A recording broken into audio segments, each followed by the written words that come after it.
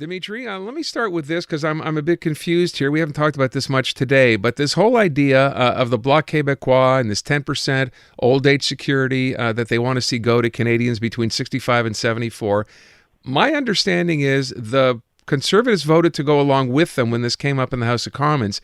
Yet yesterday, I think it was Pierre Poilievre, or it might have been today, says that if the Conservatives were to form a government, that's not necessarily how they would go about helping seniors. What does that mean?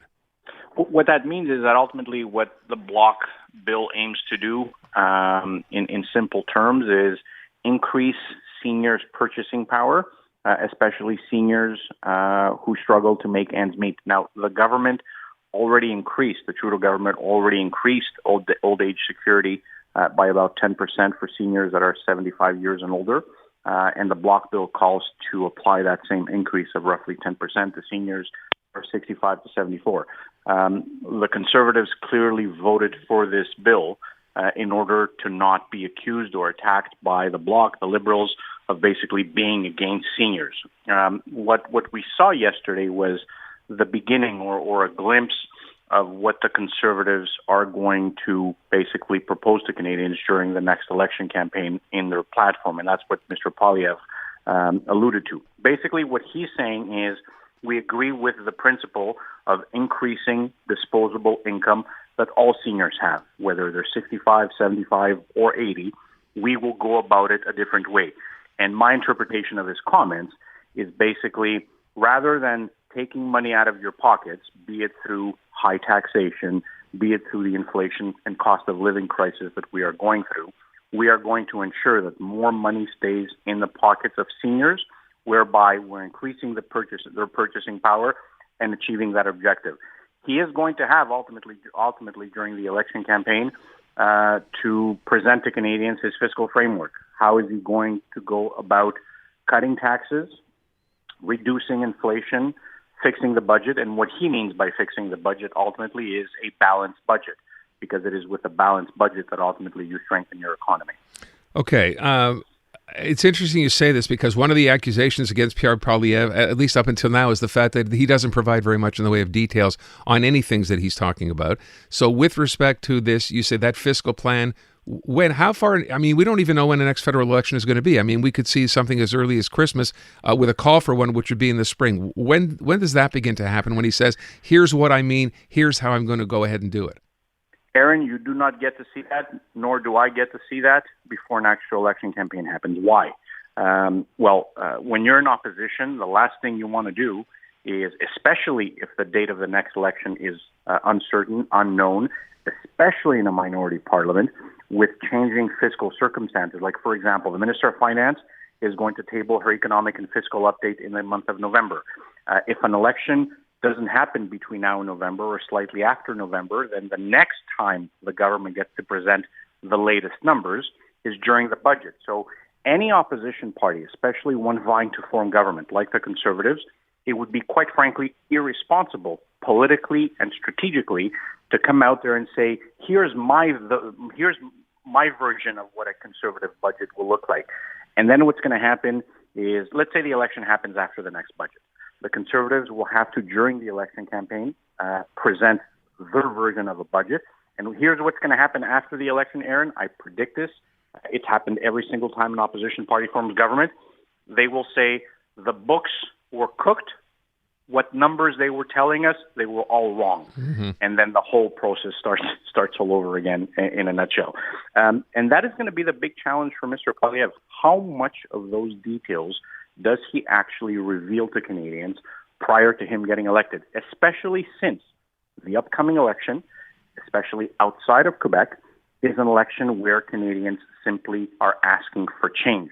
So it very well may be possible that we will go through an entire election campaign and we will not have a full view on the specifics of what a Poilievre budget will look like. You know, I wonder as Canadians or people listening hear that and think to themselves, well, we kind of have a right to know, don't we? But I understand what you're saying politically about being perhaps it not being the best way to approach things. So I don't know. I don't know how you split that hair. You split that hair by telling yourself there's one very simple objective, winning the election. To win, campaign. Right. Okay. Understood. Can I just ask to that end, I was laughing yesterday at the clip, I think it was Mike Lecouture from CTV, who who asked Yves-François Blanchet, who's been stealing a lot of the spotlight in Ottawa now based on what he's been asking. He's in the media every day with this OAS issue and the supply and management issue. And actually, Yves-François Blanchet loved the spotlight so much. He says, we usually get no attention here. Did you happen to hear this clip? I didn't actually. Take a listen. This is Yves-François Blanchet responding to that question. Most of the time, we are described as being a non-significant party in this parliament. And suddenly, we are the king of the hill. And we are responsible for the future of this country. Oh, I'd like that. I love that clip. All right. So there you go. A guy who ordinarily, let's face it, he's, from Quebec. He represents a separatist party. There's no wonder it doesn't get a lot of, attention in the House. Now he's getting an inordinate amount of attention in the House. What do you think? Well, it's not so much the fact that he represents a sovereignist party. The NDP finds itself in that situation even more so than what the Bloc Québécois does. It's the reality of a minority parliament. Minority parliaments give leverage to opposition parties to basically steal the spotlight from time to time. Now, there was no spotlight because we had the Liberal NDP coalition over the last 2 years. That spotlight will also be short-lived if the next government is a majority government, the same way that it was short-lived when Justin Trudeau won a majority government. And that's the reality of a minority parliament, whereas whether it's 2011 when Stephen Harper won a majority or 2015 when Justin Trudeau won a majority, right, a majority government gets to basically control the House of Commons and implement whatever agenda it sees fit. And this is likely going to happen once again if the next federal election yields the result that the polls seem to be indicating, which is going to be probably a historic majority government for the Conservative Party, which means Yves-François Blanchet, whoever the Liberal leader is and whoever the NDP leader is, they would fall back again into obscurity, especially if the majority is going to be as large as the polls are currently predicting. So I think I probably asked you this before, but given what's going on, or perhaps I should say more accurately, what's not going on in the House of Commons these days, what do you think is going to happen? I think this idea of proroguing seems to be losing some impetus, does it not? It is, and I'll tell you why. Because effectively Parliament is prorogued. And I don't think the Liberals mind it too much, to be honest with you, based on some conversations that I've had with a few of them. There is basically right now a stalemate over a speaker's ruling that the government has not handed over through the House of Commons to the RCMP, a bunch of documents to the RCMP that may lead to criminal charges in an investigation that the RCMP is currently leading. The challenge for the government is, while the House of Commons is paralyzed because that's all you can talk about, it's a question of privilege, and you can no longer pass any legislation, vote on any legislation. The only thing that interrupts this question of privilege right now is question period, which means at the same time, the spotlight is on the Senate. And the spotlight is again on the Senate based on the demands made by Yves-François Blanchet, specifically on the supply management bill. And there are two senators, which I've mentioned on the air, that are getting a lot of heat these days. Who don't want to go along with this, so this is not going to go anywhere, it would seem. Unless they cave, and I'll give you an example. A couple of days ago, the Minister of International Trade, Minister Ng, sent a letter to that Senate committee that is led by Peter Harder and Peter Beam, saying I'd be more than happy to come to a Senate committee and answer all the questions.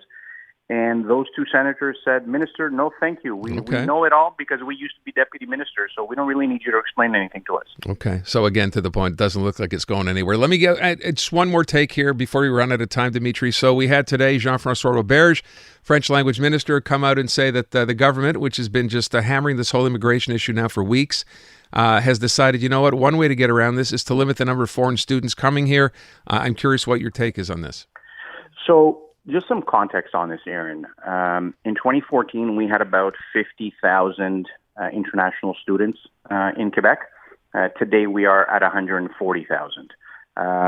Second, I think that the government, their approach is the right approach, meaning we need these additional powers because the Quebec government has all the powers required to control immigration as it relates to international students. What's going to be interesting, so here are some problem cases. For example, somebody gets a student visa, comes to Quebec, is enrolled at whatever university. They can no longer afford tuition. There is nothing that the Quebec government can do, or the federal government, quite frankly, to say, well, you can't pay tuition, you can no longer, your student visa is null and void. Right now, that's a blocking point. Another element is we do have an all-time high number of international students, just like we have an all-time high of Canadians who, sadly enough, resort and rely on food banks to feed themselves. We have a high housing crisis. I know that, and I've read some of the articles, that the Anglophone community is worried that this may be just another attack on Anglophone universities, be it McGill, Concordia, or Bishops. I don't see it that way.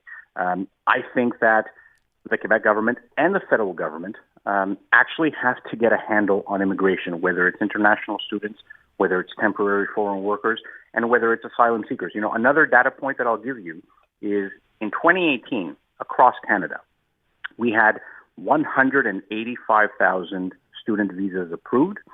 In 2023, 424,000 student visas approved. Of those 424,000, more than 11,000 of those students that came into Canada under the premise of a student visa claimed asylum, meaning they came here under the premise that they were coming to study. As soon as they came here, they became asylum seekers. So I think to a certain extent there needs to be a level of control, ensuring, number one, that students that come here to study internationally have the means to pursue their studies, and number two, that they don't come under false premises. So you and I have very opposing views on this, and this was my question earlier in the day. By the way, the number's 120,000, not 140,000, but regardless, I think this Sorry, is... 120,000. That's okay, right. that's okay. This is clearly, to me, an attack on McGill and Concordia because most of those foreign students who come here are going to those universities. I agree, and I said this when we first talked about it, there are cases, and there are probably quite a few, where private institutions are basically telling some of these people coming here, hey, come into our school, pay your money. That's a fast track to either asylum or a fast track to, to citizenship. That has to obviously be stamped out, but that's not the fault of McGill and Concordia. It's got nothing to do with them. So we have a difference of opinion as far as that goes. We can talk about this another time. Dimitri, I want to thank you so much. I appreciate it.